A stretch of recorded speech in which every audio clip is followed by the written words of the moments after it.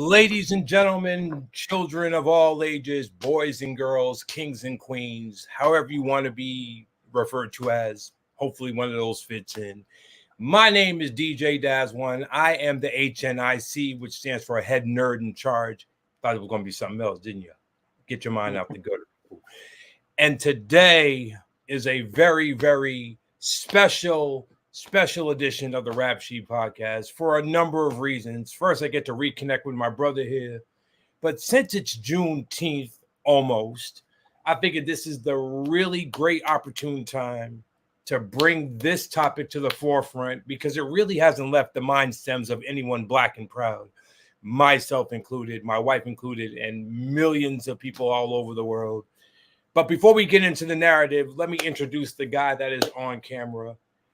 Big wrestling fan like myself, nerd like myself, sports fan like myself, which is why, disclaimer, we're doing this interview an hour earlier because we have a little thing to watch called Game 5 of the NBA Finals, which really trumps just about anything because the 18th banner is about to be won in about 4 hours from now. But let's focus on that a little later. This guy right here is a director, an actor, a writer, nowadays activist, philanthropist, and someone that really, really stepped on the front lines to produce his latest projects, we're going to get into full details about. But ladies and gentlemen, I brought this man on when we did a small little production. Well, he did a small little production called Surprise, Surprise. And his career has just jumped leaps and bounds since then. If you're in Boston and you support the independent filmmaking movie scene, this man definitely needs to be mentioned in that scene. He is one of the greatest directors, writers, and his career is just beginning. And I'm proud to call him friend, brother, and my platform is always open to him. Ladies and gentlemen, the one, the only writer, director, actor, and all that, Crosby Tatum is in the building.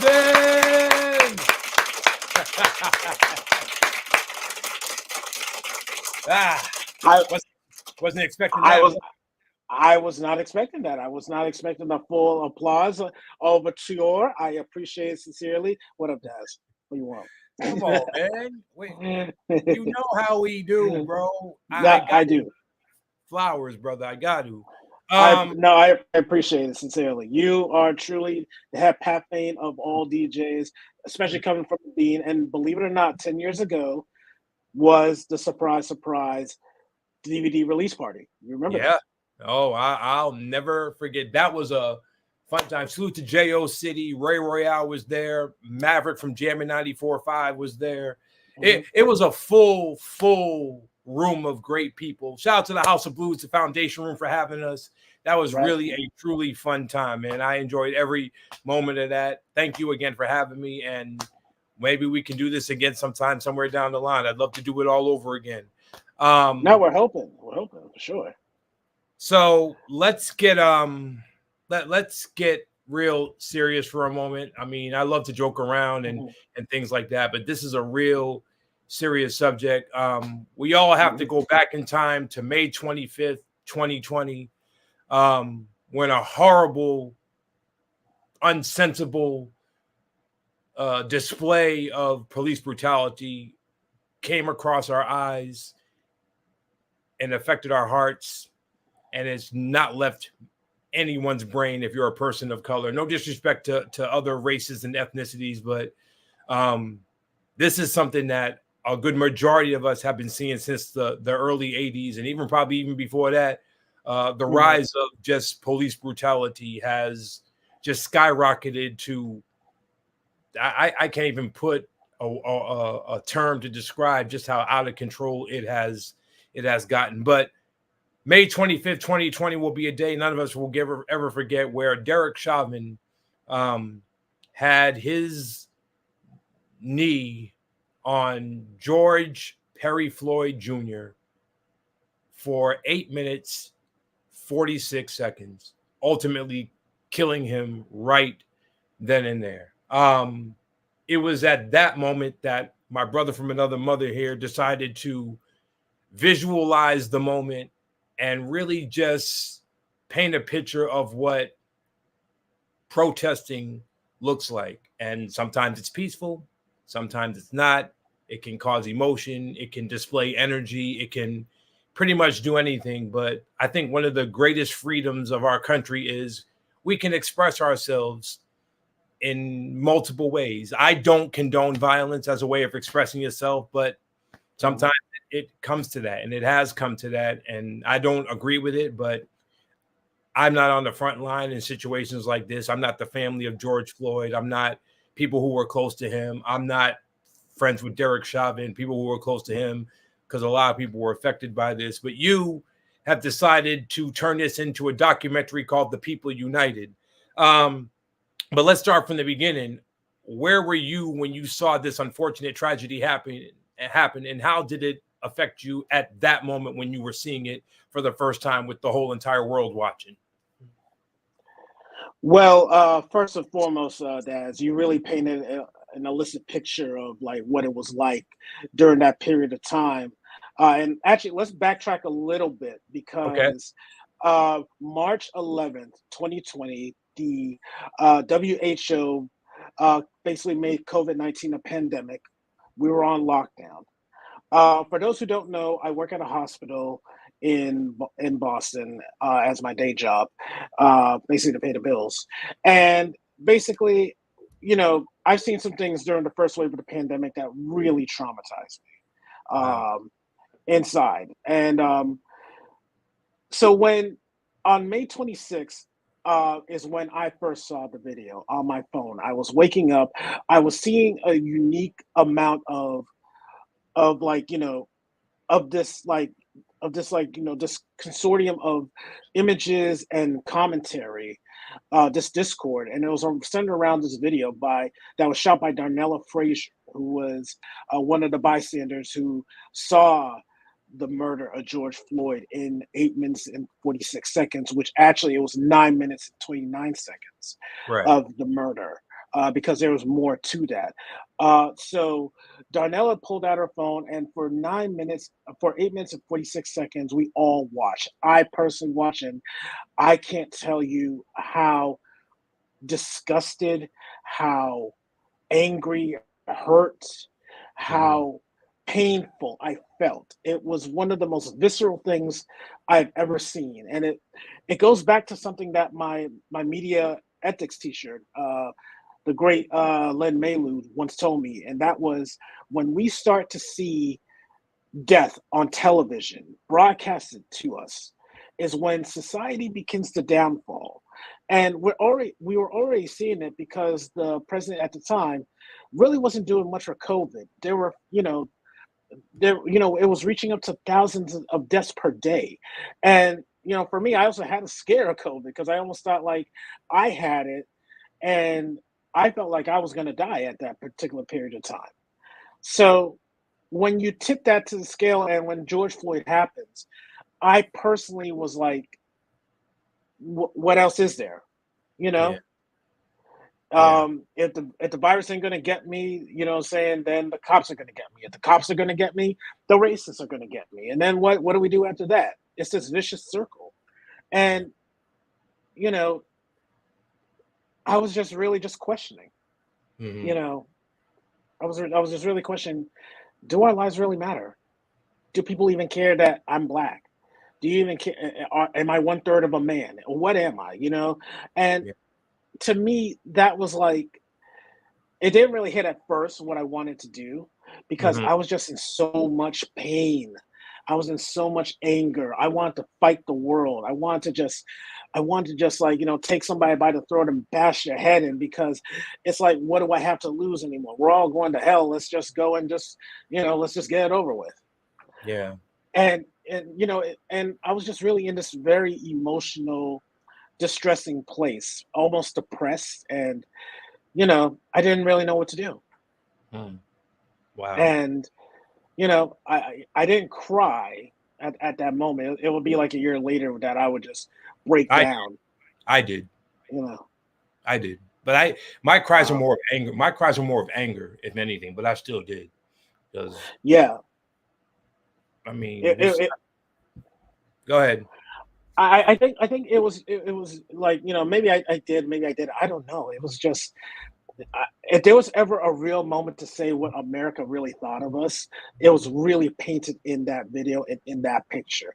Yeah. And if you train in mixed martial arts, if you train in like some type of like fighting or whatever it is, when you have pressure on your knee, on your neck, on the carotid artery right here, you're suppressing the amount of blood to the oxygen, thereby, say neutralizing um, any type of bodily movement. And it's just the most excruciating thing, man. And it's, like I said, man, it was just really, like I said, I'm still hurt by that. I don't think I'll ever get over that, me personally. And so as I'm going through the motions, we're seeing Minneapolis uprise. We're watching the news constantly. I'm not sure how much news you watched during that period, but for me, I was just watching news like 24/7, Yeah. being triggered by everything. Yeah. One of the moments of that incident was, I mean, you heard the man saying, I can't breathe. I can't breathe. Yes. I can't breathe. I'm not the smartest person in the world, but if I'm hearing someone say, I can't breathe, and it's because of something I'm doing, wouldn't that trigger you to say, oh, shoot, okay, maybe I should remove my knee now? I mean, the man is telling Mhm. me he can't breathe. He really hasn't resisted arrest or done anything for me to truly be hostile in this manner. But nope, Yeah. he kept it right there. And we know the aftermath of that. So this happened, and it set a whirlwind of emotions throughout the U.S. and the world. To once again, here we go again, another situation where a policeman has abused his power. And the first thing I really thought of after it was done, I'm like, all right, they're gonna bring him in court, but he'll get off, because how many times have we Mhm. seen that happen? Lots. So I was like, no big thing. This will just be Yeah. drawn out in court. They'll spend our tax money doing all this, and he'll end up a free man, and he'll end up being able to police again and everything. I'm glad that didn't happen, but that's the Right. usual response. So Right. fast forward, No, where and actually, if you think about it, I think like a couple days, people are in Minneapolis, and they're basically, saying protesting for like, to arrest the police officers. It yeah, wasn't until on the 28th, I believe, when the district attorney basically, gave everyone the runaround of, well, we still got to look at the evidence in order for us to make arrests. And I think that's really where I just said that is the tipping point. That is really where things are about to pop off. wait a And second. Wait a second. Wait a second. Wait a second. What yeah, evidence did you need? The evidence was live in real time. We all saw it. Like, what exactly, do you exactly. need So to that prompt investigate? right, that prompted the response that you saw like later on, where basically the entire country started coming together and they started to protest. And like, no, you did not look at the evidence. The evidence is right there, and you're still gonna not do what you're gonna do to arrest those cops. No, we gotta raise up. You know what I'm saying? This is what it is. Yeah. So that's when the Minneapolis the police station got lit on fire. That's when basically everything started going unraveling, and that's when everyone started coming out and saying, "Well, f the pandemic, f this, f that. We are now in the streets and we're calling for justice on Yeah. everything." Right. So that's that moment in time. There was also live streaming happening. Mhm. A person who's actually in the documentary in the People United, Rod Weber, was in Minneapolis watching some of the stuff happening where everything was being lit on fire, things of that nature. People getting shot with rubber bullets and tear gas, and for me, it was like this calling, Mhm. like I just felt this thing of like, you know, in this chaos that's Yeah. happening, in this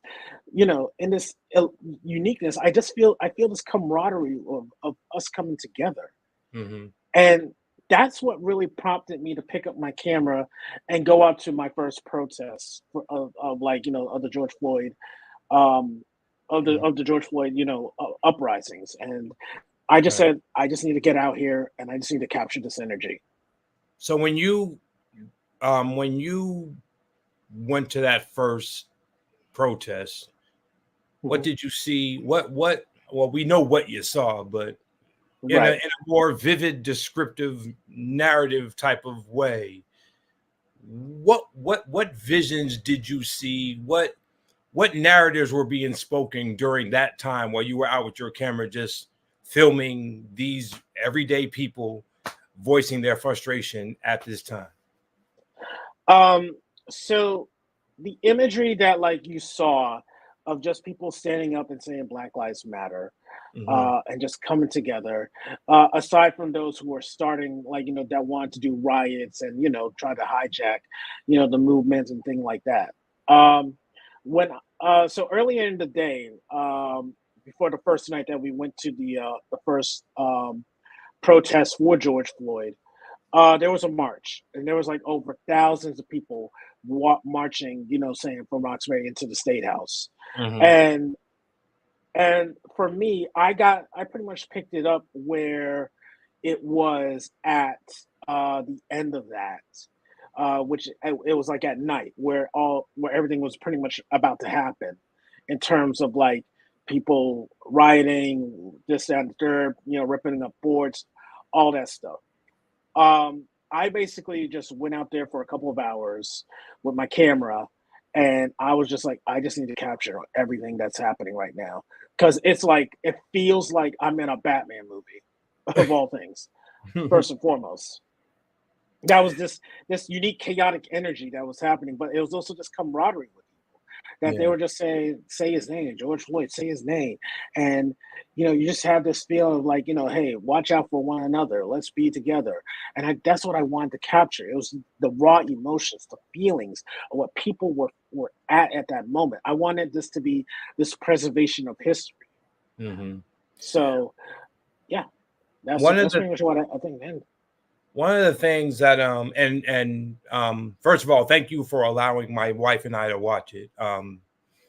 We thank you for that. We enjoyed it. We watched it, so we liked it so much we had to watch it twice just so we could catch up on Wow. some things we may not have seen. Because when you watch a movie the first time and then you Mhm. watch it again, you pick up on something you didn't see the first time you watched it. So that's why we watched it a second time. But one of the things that um I that stood out to me in the early going was how they were focusing on George Floyd, but they didn't forget Breonna Taylor and Trayvon No. Martin. It rehashed those losses at the same time. So when they were saying, say his name, George Floyd, they would also say Right. her name here, say his name here, because there are so many casualties about this that if we really wanted to name everybody's name, we would be into quarter number 3 of this game we're about to watch. We there's just so many. It's so Um, much. It's so much. So much. it really is. But one of the things that I did love was how you was able to get people in positions of power to speak, have them speak openly. And I think Ayanna Presley was there. Of course, we Mhm. got the members of George Floyd's family. We're going to get to that. Yeah. Members of Trayvon's family, the Stamps family. That brother, man, Yuri Stamps Sr. Wow. Yeah, well, we're gonna It's get to all this, but yeah, man. in Boston, Yeah, definitely. huh? No, definitely. Okay, in Boston, what was the overall emotion going into the court trial with Derek Chauvin? I'm assuming that the protests were even more amped up while he was in court. What was the overall feeling like on both sides? The people that were for George Floyd and getting the justice he deserved, and there are probably people who are saying Derek Chauvin is not this venomistic monster that everyone's painting. What Mhm. were both sides of the spectrum saying at the time when the trial started?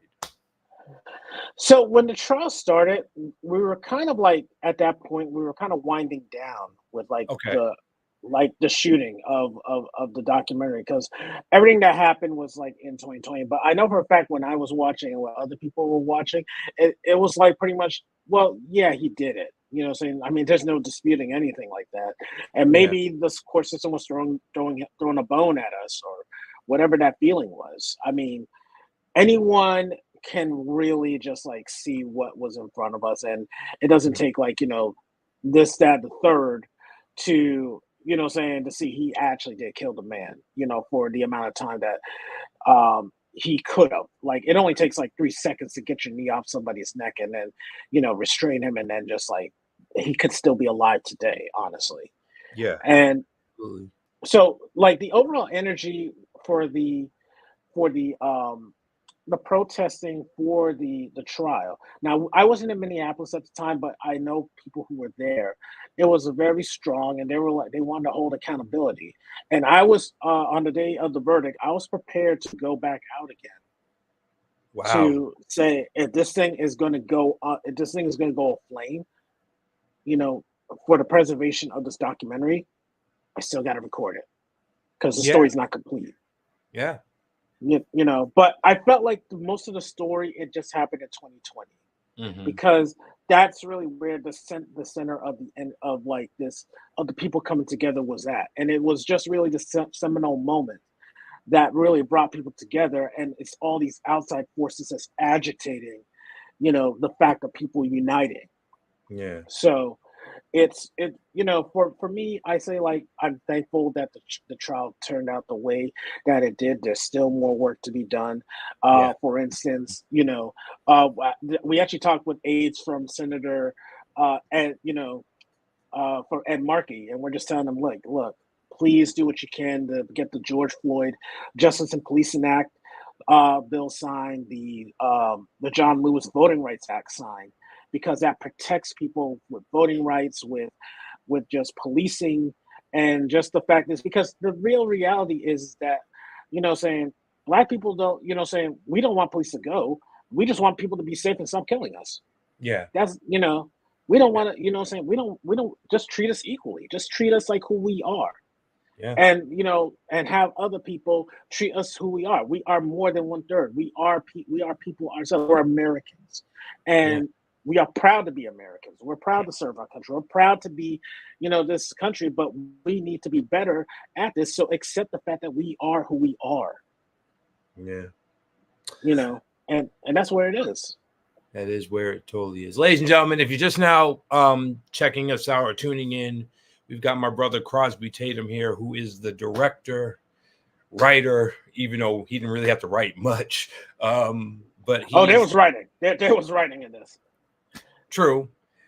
A lot of writing in this. But he really is just the vision behind the People United, which is a documentary basically um, taking a camera, going in like Cloverfield from a third person point of view, and literally just getting remarks, visualization from America, East Coast, down South. He traveled multiple places just to get people's reaction about the 2020 murder of George Floyd. Um, I forgot where y'all were, but there was and this one also stood out in the movie is probably the most chaotic scene ever. But and if there are any Caucasians listening, please don't take our freedom of speech in any way hostile, because we're not trying to do that. But white privilege is a serious thing.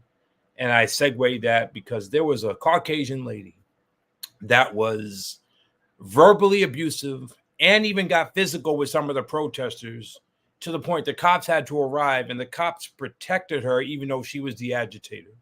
And I know you know the scene that I'm talking about. Yes. This was by far the worst display of, and the woman was just like, I'm white. I know I'm going to get away with it. The cops will be on my side. And she was pushing white people. So it wasn't like she was arguing with black folks. She was pushing Right. a white woman more or less, more than anything. And she still was like, they're the ones harassing me. But ma'am, Hmm. you were the one that got physical with them. And to be there to see that moment. And I'm glad that was captured, because there are so many times when I tell people that this is the type of stuff that white people do. And again, this is not everyone, because I have many white friends that are not like this at all, but this is a real thing. And they're like, oh, you're just making it up. And I'm like, no. And this is going to be visual proof that what I've been saying actually happens. This is a perfect example of it. What was the mindset of you recording it? But what were you feeling? What and the people that were involved? What was the ordinance? What was, first of all, how did this whole narrative start where that woman got that abusive? And then tell me your thoughts on the whole thing as the police came, basically just to protect her, even though she was the one that really didn't need the protection. It was the other people. Speak on that real quick. So this occurred in October of 2020. And we're basically knee deep into in the storyline of the movie, it's pretty much almost like two movies in one. One is basically capturing the George Floyd, the protests all the way to Washington D.C., and then the second half is pretty much centered around the election season between Biden and Trump. So as a group in Scituate decided to do a march and speech in Scituate, with other Trump people, looking at them and barking and all this other stuff. My thought process is just keep the cameras rolling, because I'm already interviewing people. I'm getting their thoughts. I'm pretty much thinking the day is done. And then there's an argument between basically between the woman in question and the protesters, which actually also leads into today's issues with, believe it or not, this actually leads into Muslims, Palestinians, to Jewish, Christianity. It's like a whole lot of things happening at once, which I was like, what is even happening right now? Because and my thought process is just keep your camera rolling. Whatever is going to happen is going to happen. And basically, news, saying. So also people need to know, I used to work in a newsroom, and I used to work with the photojournalists in the newsroom. Pretty much when you're in a newsroom, your job is, when you're at an event or whatever, capture everything, make sure you have B-roll, make sure that when you're doing a report or a hit, make sure that you have all the footage you need to tell your story. So I'm just doing coverage as I normally would, and everything's happening in the way that it's happening. And when you see the movie, when you come to the world premiere of The People United at the Roxbury International Film Festival, you guys are going to see that experience live, 4K, in depth. And it's just one of the wildest things you'll ever see. And honestly, I was just like floored, because I was just like, what is even happening right now? Yeah. Like you couldn't script this, is pretty much what I can say. Because it was like, this is real life. This is what people of color, what people in support of Black people and other people of color, this is what they go through. Right. And it was a very visceral moment. And I just, to the people who did that, they filed police reports. They did all the things that they needed to do for that, because this is as real as it gets. Yeah. So I pretty much posted it on my Instagram years ago, and people can find it on my Instagram, the actual video of the event in question. Wow. Because I know for a fact that this is something that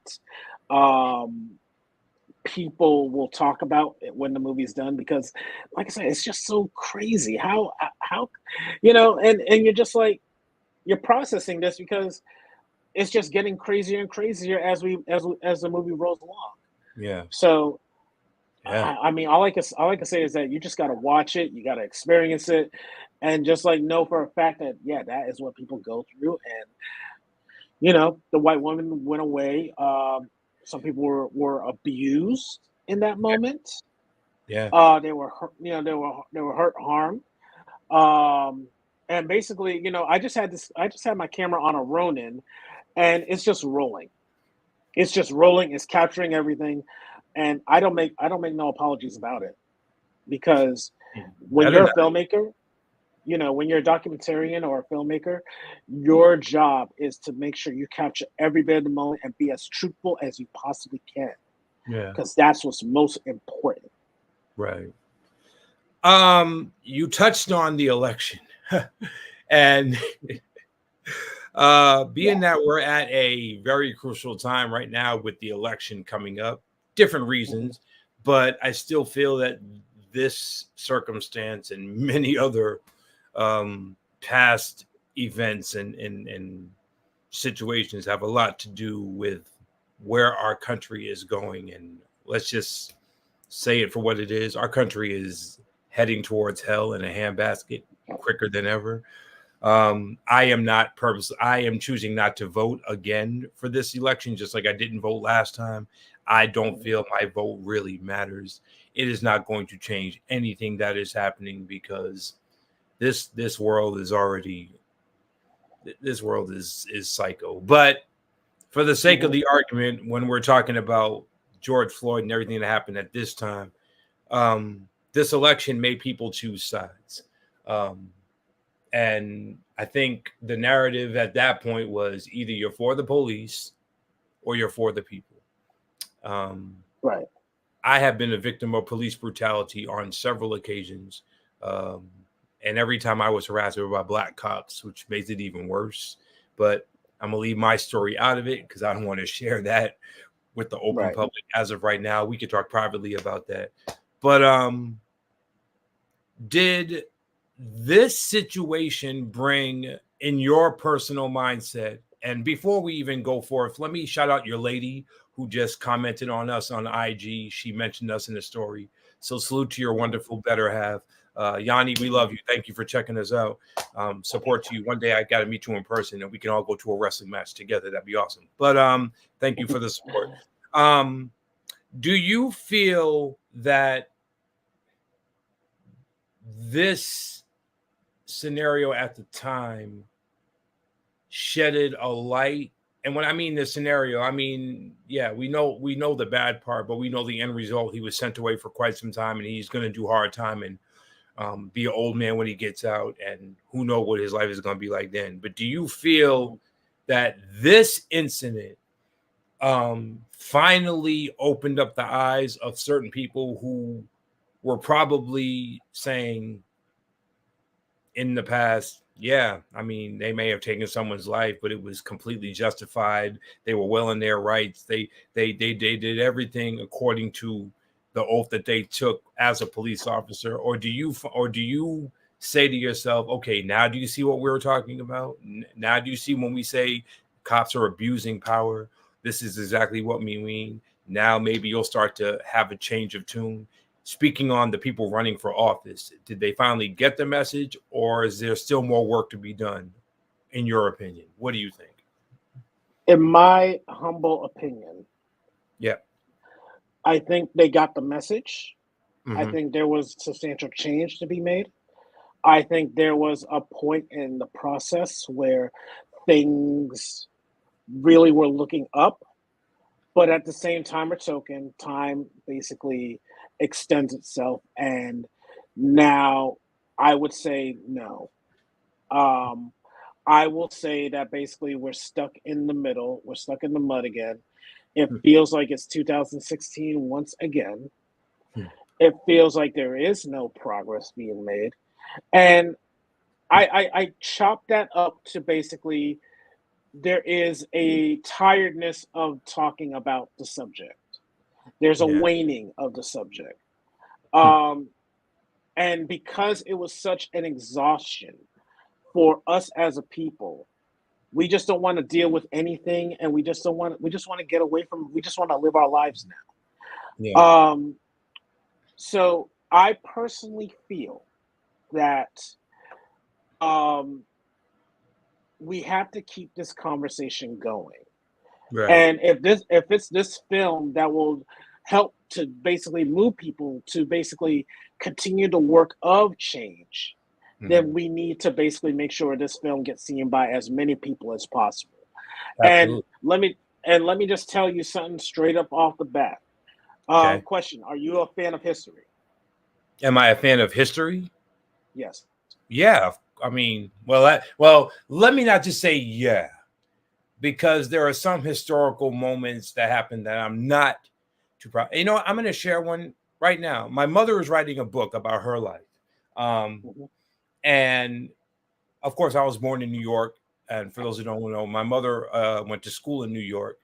And at the time, she was a Muslim. Um, she wanted to be a Muslim, I should say. And she was in the Audubon Ballroom the day Malcolm X was murdered. She was there. She saw the whole thing. Wow. Wow. And when she described it to me, it was nothing like how Spike Lee depicted it in the movie. Even though it was a great depiction, that was pretty much how it went. But there was some things that she saw that just was uh, crazy. Like one of the things she told me was that a lot of mothers and dads were there with their kids, and some people would actually shield their kids in front of them so that they don't get hit with the bullets, but their kids would if that's what happened. I was like, wow. Ooh. But yeah, my mother was there, and I'm glad she made it out, because if she didn't, I probably wouldn't be here today.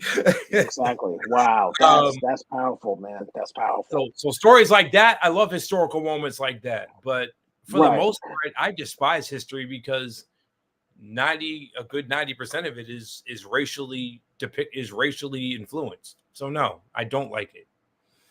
No, I agree. I say that because even though history is never nice. It's Mhm. very, very ruthless. It's but it's truthful.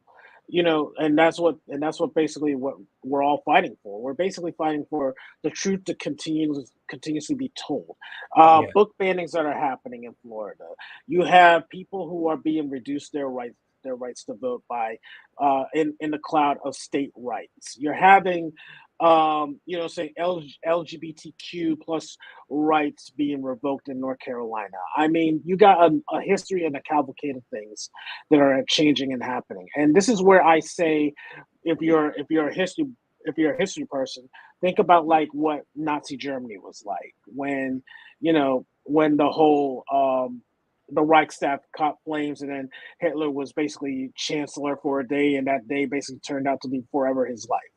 Mhm. And then basically that became a dictatorship, and that was only stated because people who did decided not to vote basically voted him in. So as much as I like to tell people to sit out, your vote is pretty much whatever it's going to be. I get it completely and emphatically. My encouragement is to, hey, if you're just going to vote, just go into the office, just vote for yourself, if anything. But just say you voted. You Right. know what I'm saying? Because basically anybody can run for president.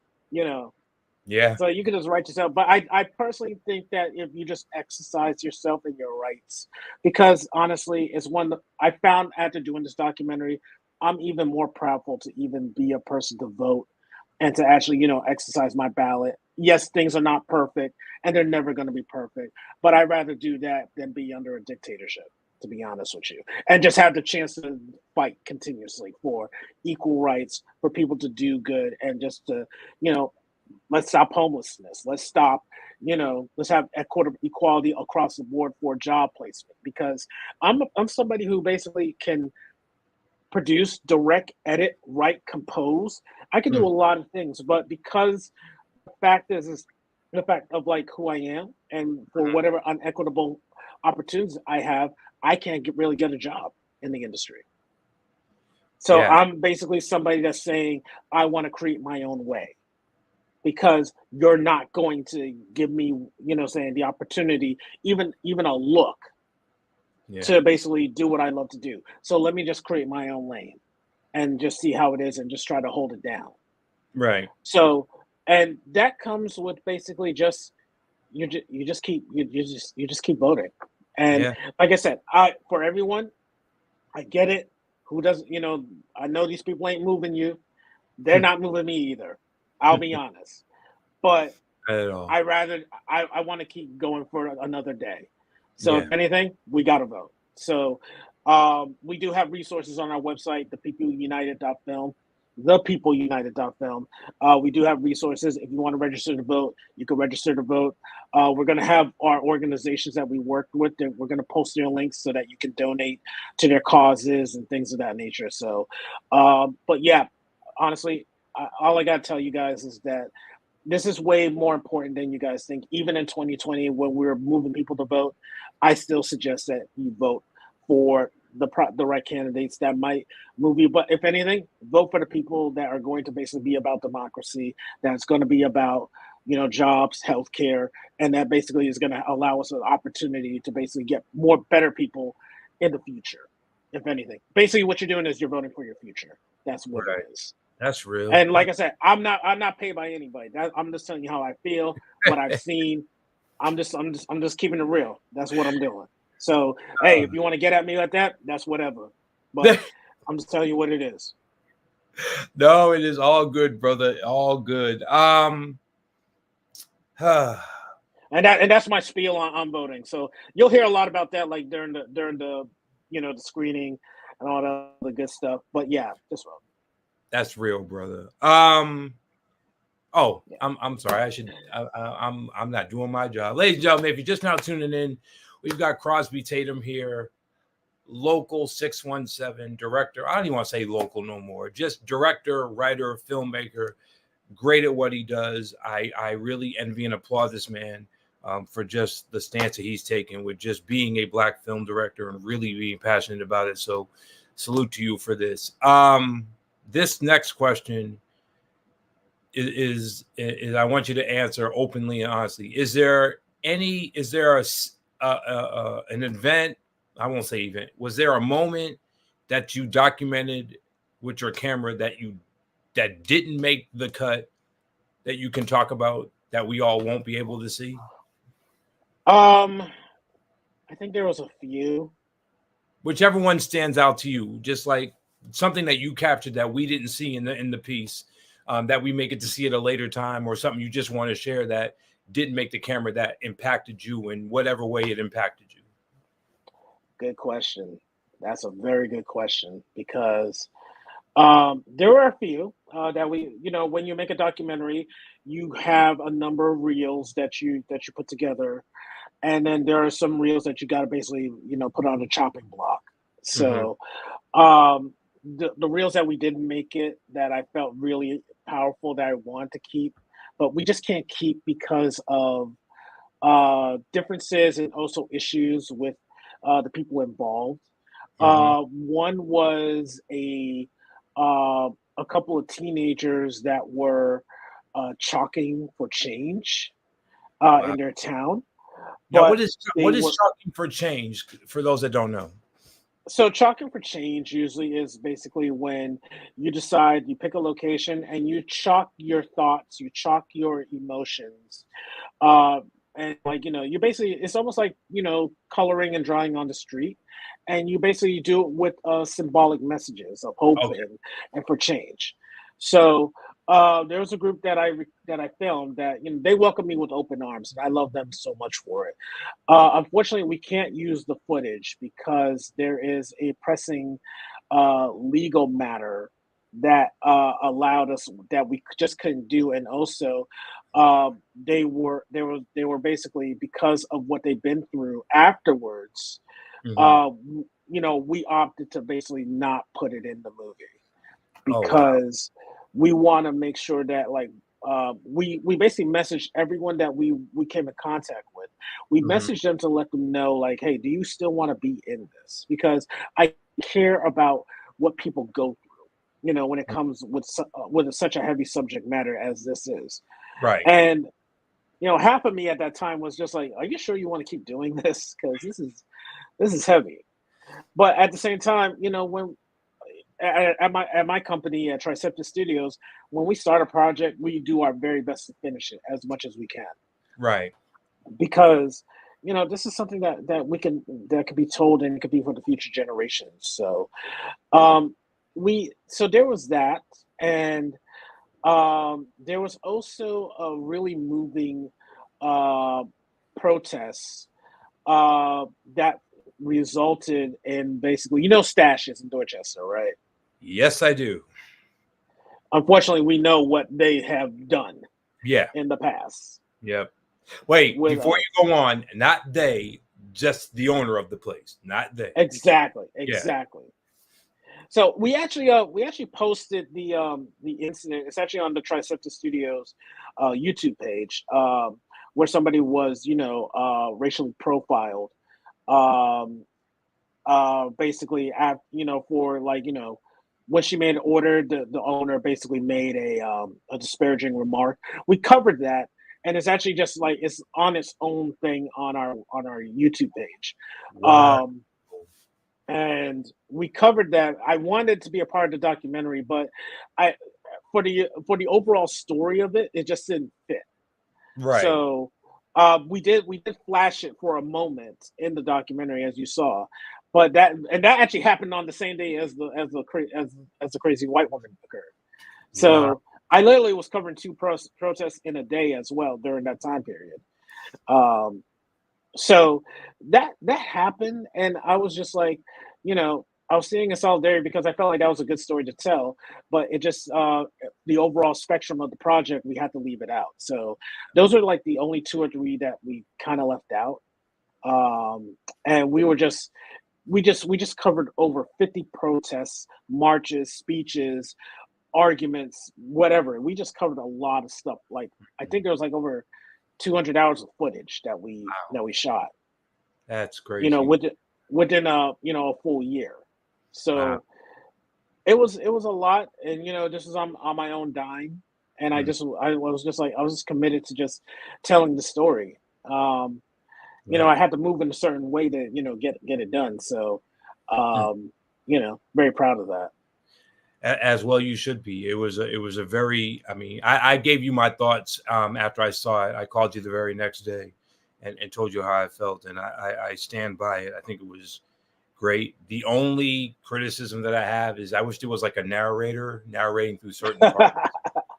Oh my gosh! Like But sometimes, if but and in all understanding, sometimes the images and the sounds and the emotion is the narration itself at times. So at times I wish there were some speaking parts. For the most part, I'm like, this is really self-explanatory, and it's just cool to hear. The one thing I enjoy about documentaries is it's not a script. It's not, you don't have to tell the Mhm. actors say it this way. They can just Right. basically voice how they want, and sometimes that's the dopest thing about it. So I loved it, but that's just my only little gripe. Other than that, this was very perfect documentary. I want to get to this part because we only have about 13 minutes left because I want to get you out of here so you can go watch your game. You got to hang out with the Floyd members of the Floyd family, and got to document it. Um, Off camera, what was the Floyd family like? I mean, obviously you filmed it basically at the height of all this, but I would say from then to now, what has been the energy of the Floyd family? But what was it like when for you to go there, meet with members of the family, both on and off camera, and just describe that moment to build with these people who are really going through it, both then and now. What was that like? And just paint a picture for us. Just paint a picture for everyone tuned in right now. Absolutely warm, receptive. It was cold in Minneapolis. It was like pretty much like what you would see in Boston, but they're cold in November. It's very very different. It's almost like December or January for us. Mm-hmm. But I felt the warmth of that community. Um, George Floyd Square. If you guys haven't been there, I would say make an attempt to go there Mm-hmm. because to me, it's a living memorial. And what people are going to see with this movie is for most of the most of the music of the movie, I composed it. Nice. Um, and basically, it's a full-on orchestral score. Shout out to Spitfire Audio for the plugins that we use from the BBC Orchestra, and a number of hybrid scores. So it's almost like a combination of like some of my favorite composers, like Ludwig Göransson from Black Panther, Tenet, and Oppenheimer, Hans Zimmer, the Goat, Terrence Blanchard a little bit. Nice. I was just inspired by like all of those guys, and just you know, and I just basically made a score. 22 songs I made out of that because I just felt like the movie needed to be big. And as we talk about with George Floyd Square, that place is just it's the presence of it. It's Mm-hmm. There's a certain gravitas to it, and instantly when I touched there, I just broke down because I was just so moved by the energy in that place. I remember meeting the guy who basically was saying, "Get out, get him up, get him out of the car, man." Charles Robinson, I think that's what his name is. I met him. He was just walking down the streets, and then I saw Miss Angela Harrelson, who, this is back in November 2021. Basically, we're a year and a half away out from the murder, and they're maintaining the square. It's still there.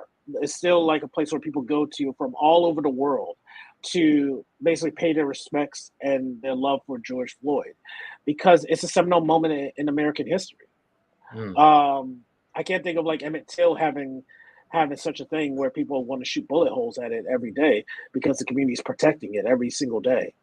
And for me, there's power to it. I'm actually hoping that like it becomes like a national landmark because of what that place did. It changed the way how we perceive, our country in a way. Right. And maybe it's for the next generation.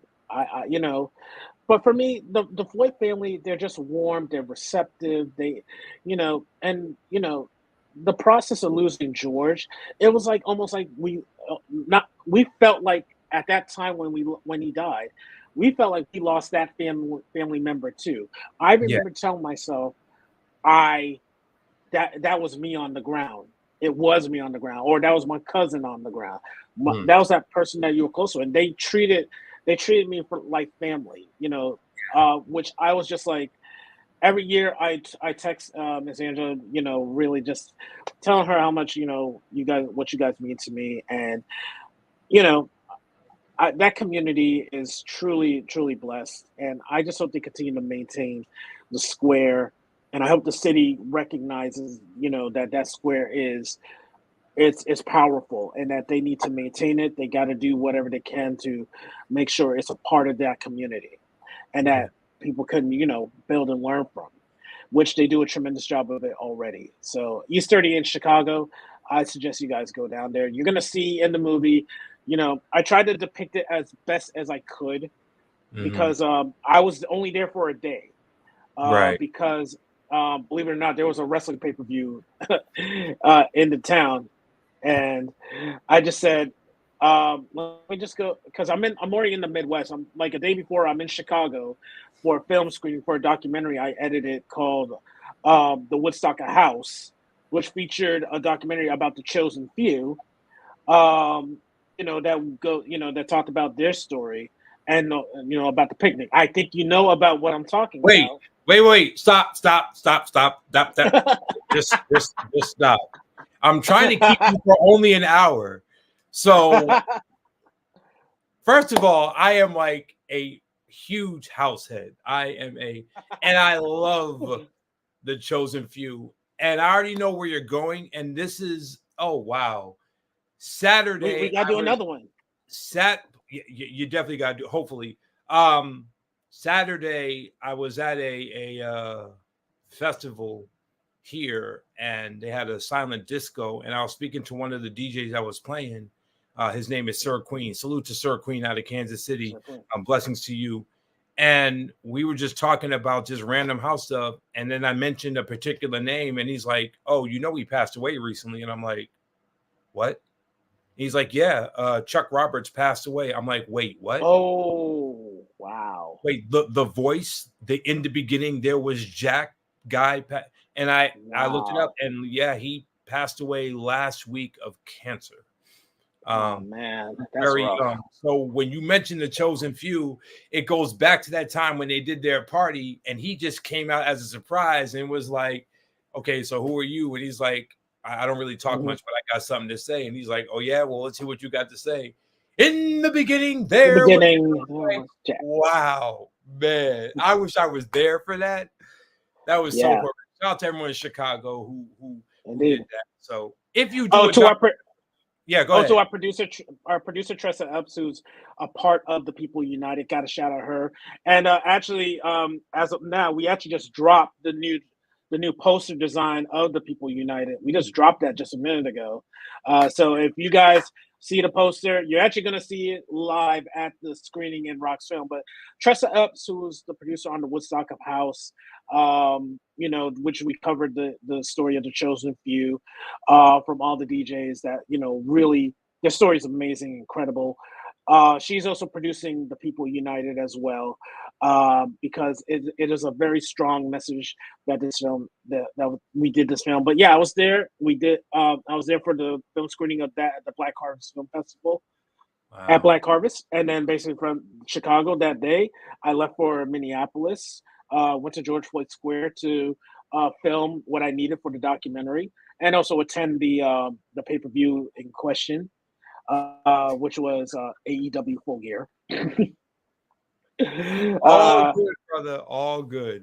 So yeah, go ahead. it was a tremendous. It was a crazy 2 days, and that actually reminded me I am getting younger. Yeah, so am I. Gray hairs and all. Getting younger. Yep.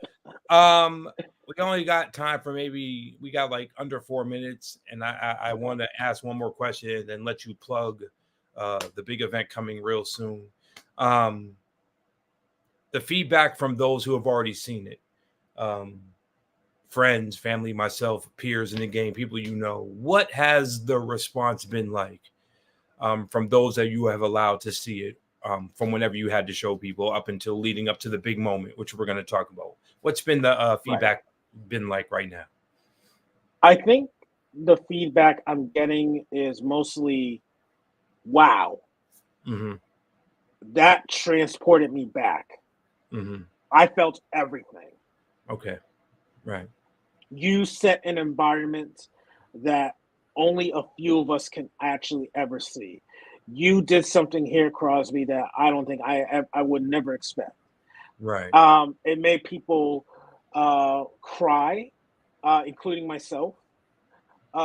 It made people think. It made people angry. It made people happy, especially the ending of the movie.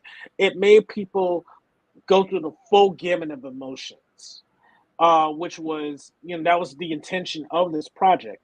You're gonna feel like, in the beginning, you're just gonna see all the things that people go through. You're gonna see the stories of people who, you're gonna see their stories of like what motivates them to do what they do. You're also gonna get, the side from the other side. You're gonna get interviews from the other side, and people were just feeling like we just went through everything. You really covered the bases, and I was just like, yeah, definitely, that was my intention. Right. Because at the end of the day, this is what happened, and the purpose of it not being it's not really a documentary; it's a cinematic diary. It's a diary of like what happened in these moments, and it's told in a visual cinema verite manner. And it's just told in a way that basically the images are the story. The people in those images are the story. And yeah, people are just floored by it. They're raving about it. And, we're just, what can I say? Yeah. You just got to see it. Well, people are going to get a chance to see it real soon. So with all that being said, sir, please plug the event that is going down this weekend, if memory serves me correct. Let them know about the film festival. Floor is yours, Crosby. Go ahead. Well, thank you very much, good sir. You are truly one of one. But what people are going to experience, this is the world premiere of the People United. Outside of my circle, no one has seen this movie. No one knows what to expect. People who know me, I'm a comedy guy. I'm a drama guy.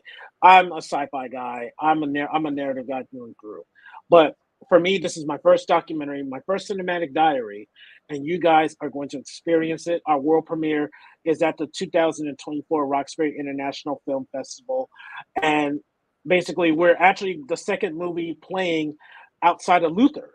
Luther is actually going to be the opening night film, and we're kicking off the second day with our world premiere. Wow. So I feel pretty blessed that we're going to follow that. So you got to get your tickets for this screening. There will be a red carpet.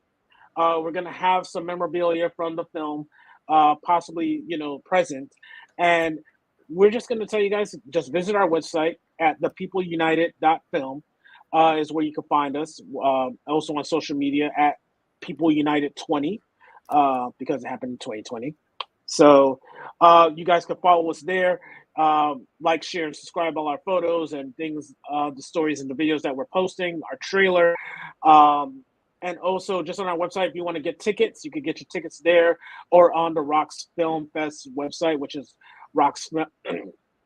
Wow, long day. rocksfilmfest.com is where you can purchase your tickets for The People United and all the other films that are going to be seen there. But we're expecting a packed house. This is going to be one of the most anticipated world premieres in Rock's film history, Boston history, world history, and we want to make sure that this is a stellar world event, a world premiere event. So make sure you come out to support, and hey, just be a part of history in the making. The People United, its first audience, will be there. There will be a community discussion afterwards with Keith and Roxanne Maskell of the Triggered Project, because we also want to amplify mental health along with this entire film. So we want to amplify that as well. And yeah, it's gonna be an event. That's all I got to say. And just get your tickets now and be a part of this special screening, and meet people who are on the front lines of the movement. And you guys are in for a great film. That's all I got to say. To anyone watching on the YouTube page right now, I just posted the link where you can get your tickets. www.rocksfilmfest.com/2024 festival. Get your tickets there. I'm not sure how many are left, but get them while they're still hot, because y'all know how people are. They wait till the last minute, and that's when tickets usually sell out. And you don't want to be one of the ones to have to miss this and then wait for it to come out somewhere else. So go see it, experience it. There's going to be a Q&A after the movie is done, so you can all ask Crosby questions, and I'm sure he will answer them openly and with no fear whatsoever. The very last question that I wanted to ask, and we should have talked about what led you to even wanting to be a film director. Who are some of your influences in the movie game as directors? I mean, for any person of color, I think we're all gonna go to Spike Lee number one, because he has a cool factor to him. The way how he works, how he elicits shots, emotion, how he gets the best out of like his actors, his stable of people that he works with, like Denzel, Michael Imperioli. Angela Bassett. I mean, like, the man is pretty much a gift from heaven. Yeah. Spike Lee, I wish he wasn't a New York man, but it is what it is. Hey, don't do it. Don't do it. hey, if I see him in Martha's Vineyard, I will throw up my B hat right in front of him. They're like, "What up, Spike? How you doing?" It's like, he'll probably be like, "Get that thing out of here." And I'm like, yeah. So, but him, Tyler Perry, because of his stick-to-ness, his love for just telling stories. Ava DuVernay, she has such an emotive style. Her use of light, her use of lens to draw you in close to the character. Will Packer, dynamic producer who knows how to package. He has a unique formula for packaging great films, and him, Devon Franklin as well. For faith-based, really great storytelling. And those are my directing and producing inspirations, and those are kind of like my pillars right there. And there's just so many other independent filmmakers out there, that are doing it, like a Numa Pereira, Santa Cole. I gotta also shout out Matthew A. Cherry, who did Hair Love. I gotta shout him out because 10 years ago or 12 years ago, he was at the Roxbury International Film Festival with his first film, The Last Fall, that had Lance Gross, Nicole Bahari in it. That opened up the festival, and that really pushed me to do my own projects, like Surprise, Surprise, like Confused by Love. The movies I edited in Chicago with Inferno Productions, Christopher A. Nolan, and working closely with, a stable of Black Hollywood actors and actresses, which, that you would see on BET and TV One.